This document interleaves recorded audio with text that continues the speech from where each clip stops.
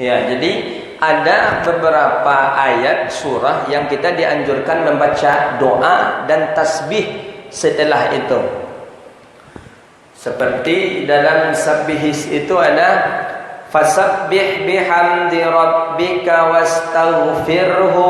Fasabbih, sebenarnya setelah ayat itu dianjurkan berhenti sebentar mengucapkan subhanallah. Kemudian ada lagi ayat wattini. Nah, sampai di belakang wattini apa? Akhir wattini ahsanul hakimin. Kita baca di dalam I'anatul Talibin dijelaskan bala huwa ana ala dzalika minasyahidin. Bahasa kitanya, ya Allah, saya akui Allah lah sebagai hakim yang seadil-adilnya. Termasuk juga setelah membaca ayat, ada ayat fastaghfiru innahu kana ghaffara. Itu ucapkan istighfar, astaghfirullah. Karena ada termasuk juga ayat innallaha wa malaikatahu yusalluna 'alan nabi ya ayyuhalladzina amanu. Ada amar, perintah di sana, sallu 'alaihi wa sallimu taslima. Setelah itu kita dianjurkan salawat. Karena Allah menyuruhnya sallu 'alaihi, bersalawatlah kamu di atas Rasulullah SAW. Jadi setelah membaca ayat itu, kita siapapun membaca ayat, walaupun khatib, walaupun imam, walaupun di mana saja, setiap membaca ayat itu bacalah di belakangnya salawat, karena Allah menyuruh kita salawat. Begitu juga dengan ayat tadi, dengan ayat hal ataka hadisul ghasyiyah yang saya baca rakaat yang kedua pas salat Isya tadi. Memang di salat Isya di malam Jumat kita dianjurkan membaca ayat pertama sabbihis, ayat yang kedua hal ataka hadisul ghasyiyah, seperti yang saya baca tadi. Nabi mengamalkan seperti itu.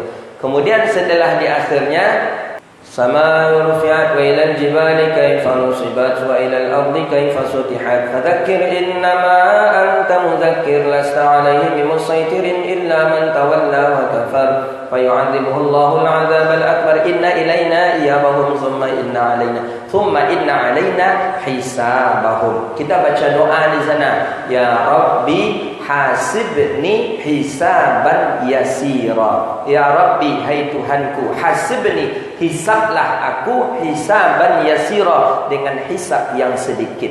Itu dianjurkan juga setelah membaca ayat tadi itu yang kita baca.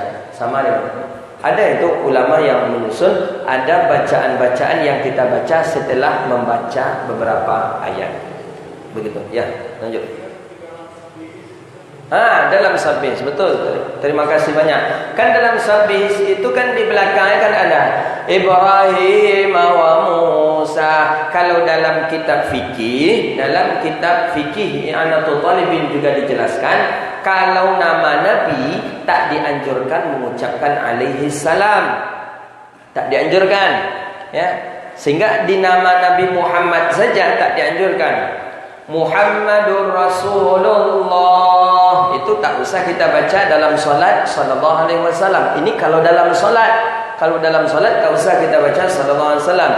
Muhammadur Rasulullah walladzina ma'ahum asyidda'u 'alal kuffar ruhama'u bainahum. Tak dianjurkan. Samalah dengan sabbihis tadi. Cuman kebanyakan orang kita sudah terbiasa turun-temurun.